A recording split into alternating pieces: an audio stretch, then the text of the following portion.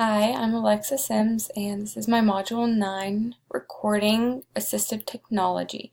So, the role of assistive technology in the room, it allows active involvement and assists students in completing tasks. It supports a variety of learners, and it helps students be successful in tasks they otherwise may not be able to perform.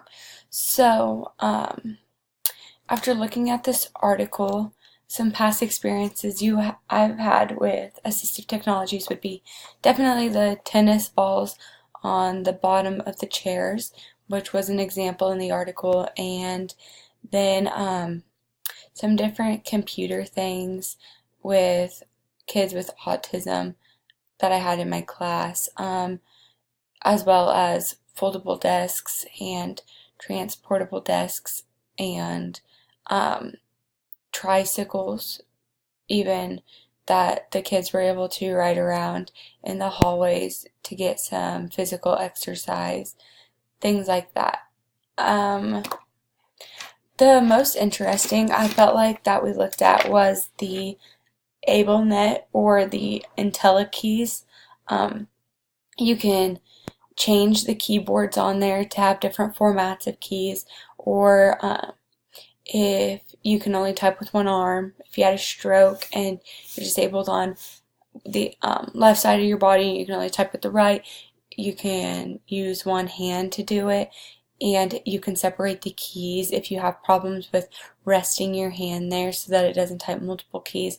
You can also change the reaction time so that it only types one key after you press it. Even if you hold it down, it will only type it once, or you can change it he changed it from 15 seconds to 9 seconds, just things like that.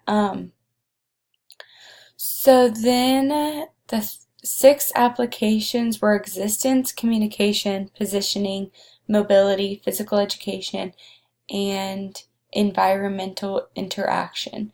So the three that I picked to talk about were existence, which is personal care, sleeping and feeding, and physical education, walking, using the stairs, and transferring from the wheelchair to other seating.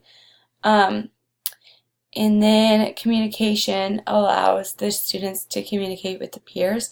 So some examples of those things would be existence would be neck pillows. In the nursing home, they use them a lot for when elders start to become crippled, and so students can also use those. They would be able to use them to be able to sleep better at night.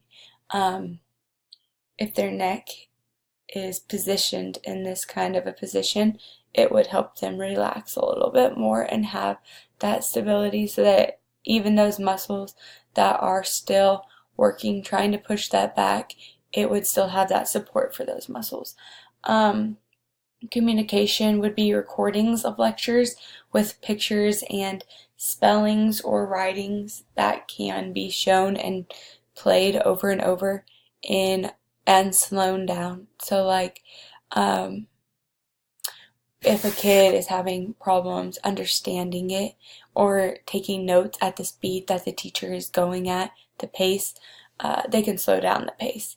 So, and then another thing would be for physical ed, you could do Wii Sports or use the Connects.